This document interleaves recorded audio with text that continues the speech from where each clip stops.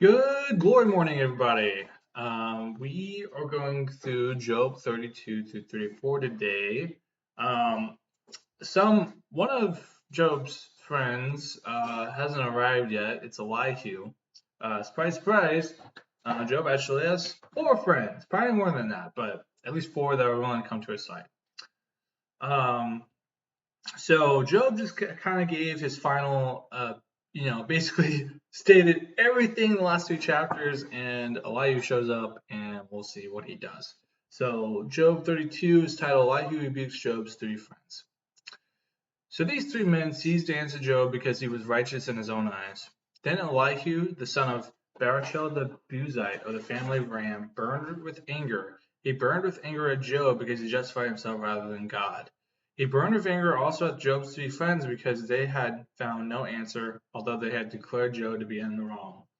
Now Elihu had waited to speak to Job because they were older than he. And when Elihu saw that there was no answer in the mouth of these three men, he burned with anger.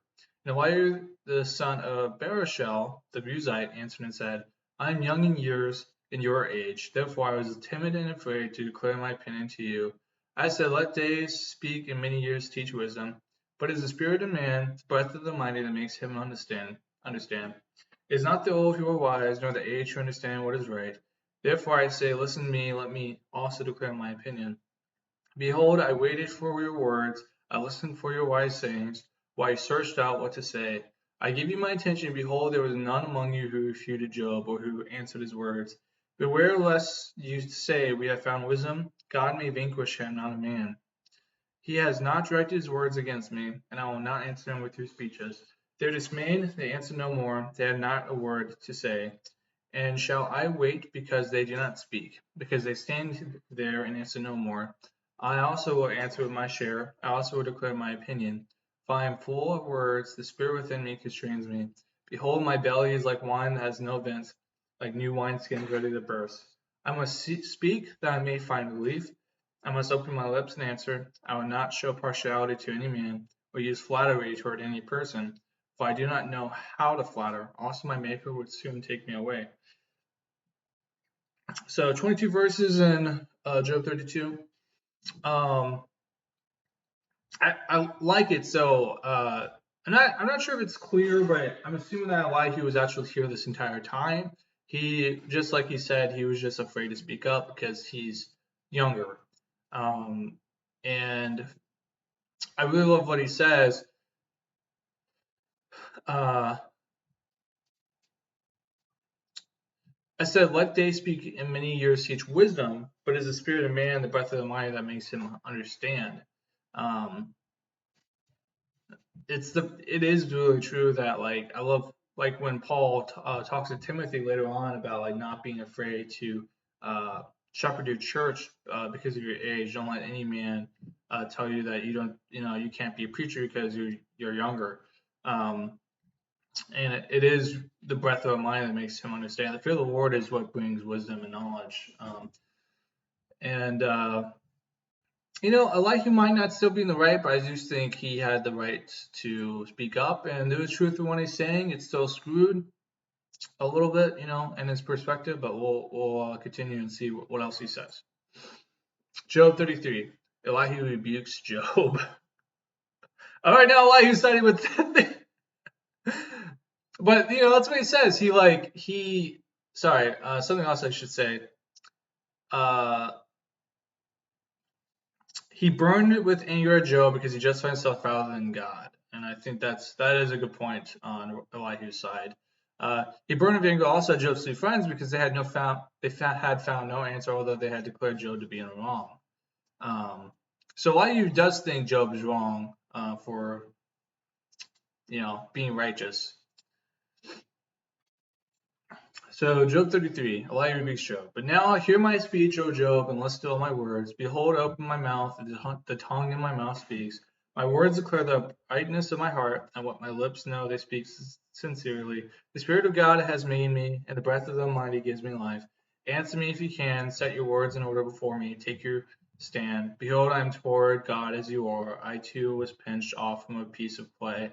Behold, no fear of me need terrify you. My pressure will not be heavy upon you. Surely you have spoken in my ears, and I have heard the sound of your words. You say, I am pure without transgression. I am clean, and there is no iniquity in me. Behold, he finds occasions against me. He counts me as his enemy.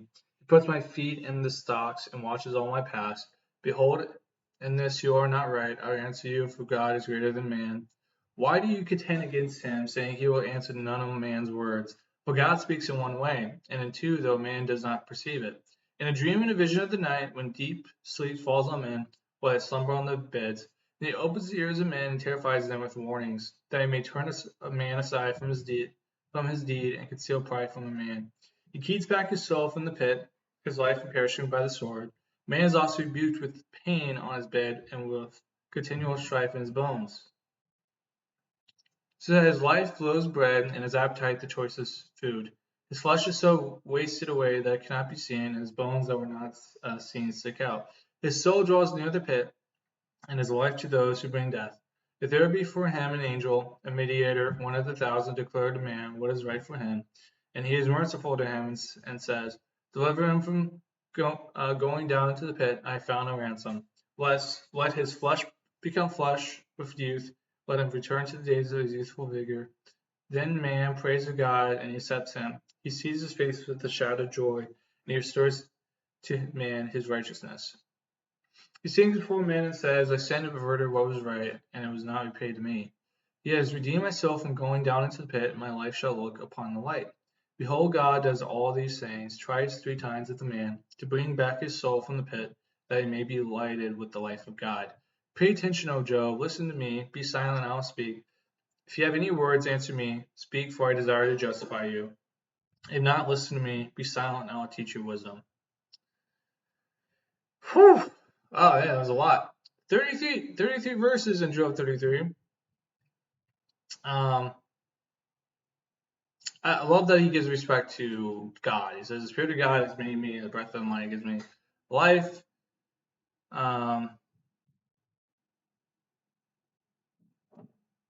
I think he disagrees with Job, saying that there's no iniquity in me. Behold, in this you are not right. I'll answer you, for God is greater than man. Why do you contend against me, saying he will answer none of man's words? And I think it's like saying like I feel like I have no iniquity in me, but I definitely do. You know what I mean? Like, for all have sinned and fallen short of the glory of God. Even Job. And I think that's why Elihu's mad at Job for basically saying I am righteous. And I do think God speaks in mysterious ways. And I think Job 33:15, a dream and a vision of the night, when deep sleep falls on men, why they slumber on their beds. I personally, I'm not saying, I think theologically, I'm not going to say that I'm a sensationist. I believe like when the gifts of the Spirit are basically dead besides miracles. I'm not going to say, I don't know where I land, honestly. I do think, I will side with the idea that God still performs miracles today. Can his Spirit give power and give you gifts of the Spirit? If God really wants to, absolutely. I'm not going to say God can't do that. But I do think in one of the ways that God speaks to me throughout the years have been through dreams, and that's not just like, it might just be my own human will or whatever, but I got some stories. But I do think like that's so true that God can give you dreams. We see with Joseph and with Pharaoh and a bunch of other characters of the Bible later that God does do that. Do I say that's my only way that God speaks to me, or that's like the only thing I'm gonna ever hear from God? No, we hear mainly from God from the Bible, and I'll stand by that 100%. So I honestly think God speaks to me every day through His Word, and that's why I read it, and that's why I'm sharing it with you guys. So, but I do think that Job 33 15 is true. So yeah, so I think he's not done yet. Let's go with Job 34. Elijah asserts God's justice. Then Elijah answered and said, Hear my words, you wise men, and give ear to me, you who know. For the ear tests words, for the palate tastes food. Let us choose what is right. Let us know among ourselves what is good. But Job has said, I am in the right, and God has taken away my right. In spite of my right, I am counted a liar. My wound is incurable, though I am without transgression. What man is like Job, who drinks up, scoffing like water, who travels in company with evildoers and walks with wicked men? For he has said, It profits a man nothing that he should take delight in God. Therefore, hear me, you men of understanding. Far be it from God that he should do wickedness, and from the Almighty that he should do wrong. For according to the work of a man, he will repay him, and according to his ways, he will make it befall him. Of a truth, God will not do wickedly, and the Almighty will not pervert justice, who gave him charge over the earth, and who laid on him the whole world. If he should set his heart to it, and gather himself, his spirit, and his breath, all flesh would perish together, and man would return to dust. If you have understanding, hear this, listen to what I say. Shall one who hates justice govern? Will you condemn him who is righteous and mighty? Who says to a king, worthless one, and to nobles, wicked man? Who shows no partiality to princes, nor regards the rich more than the poor, for they are all the work of his hands. In a moment they die, at midnight the people are shaken and pass away, and the mighty are taken away by no human hand. But his eyes are on the ways of a man, and he sees all his steps. There is no gloom or deep darkness where evildoers may hide themselves. For God has no need to consider a man further, and he should go before God in judgment. He shatters the mighty without investigation and sets others in their place. Thus, in knowing their works, he overturns them in the night, and they are crushed. He strikes them for their wickedness in a place for all to see, because they turned aside from following him and had no regard for any of his ways, so that they caused the cry of the poor to come to him, and he heard the cry of the afflicted. When he is quiet, who can condemn? When he hides his face, who can behold him, whether it be a nation or a man? That a godless man should not reign, that he should not ensnare the people. For has anyone said to God, I have borne punishment, I will not offend any more? Teach me what I do not see. If I have done iniquity, I will do it no more. Will he then make repayment to suit you, because you reject it? For you must choose and not I. Therefore declare what you know. Men of understanding what you say to me, and the wise man who hears me will say, Job speaks without knowledge, his words are without insight. Would that Job were tried to the end, because he answers like wicked men. For he has rebelled to his sin, he claps his hands among us, and multiplies his words against God. Job 34, everybody. That's 37 verses there. Wow, man, whew. We're not even in the midst of it. Once we get in like the deep historical books, oh my gosh, those chapters are so long and so wordy. I'm sure these videos are gonna be like 30, 40 minutes long when we get to those. But yeah, I mean, I think in summary, I think Job 34, 37 kind of summarizes his whole point. Would that, or like when he like basically accuses Job speaks without knowledge, his words are without insight, would that Job would try to the end because he answers like wicked men. Ouch! Ouch, Elihu! Ouch! Why do you have to be as bad as Bildad, Eliphaz, and Z person? Like the Z. Zohar. What is his name? Wait, hang on. I got it writing down here. Bildad, Eliphaz, and Zophar. Yeah. Um, I think Job. It's so true that Elihu got mad at Job's defense and not speaking up, and then also condemns Job for being a sinful man. But what do most people forget who are judgmental and judging other people? I love the verse of when Jesus talks to that woman writing, and writing in the sand with the Pharisees. When Jesus was like, "He who has sinned, throw the first stone." If you're gonna kill this woman for committing adultery, if you have never sinned, throw the first stone. And I think that's what, and all the Pharisees dropped their stones.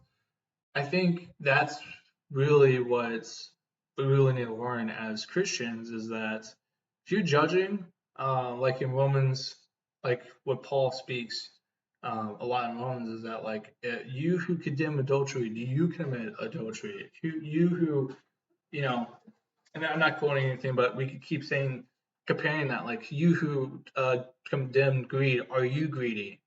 Um, you who condemn your neighbor who covets a TV, do you covet a TV?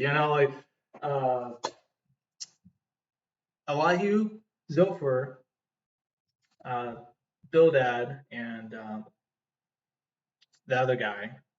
like, like those four guys, they're all sinners. All fallen short of the glory of God. But then Elihu joins his friends, and for he adds Bel into his sin, he clouds his sons amongst us, and multiplies his words against God. Condemns Job. So, yeah, this is hopefully this is the end of our glory morning today. Please feel free to go back into a time of worship / prayer. Please join Rich Mom. We're gonna hopefully finish the book of Job in the next 3 days, and Lord willing. And I pray for you, brothers and sisters, and yeah, I hope you have a good day.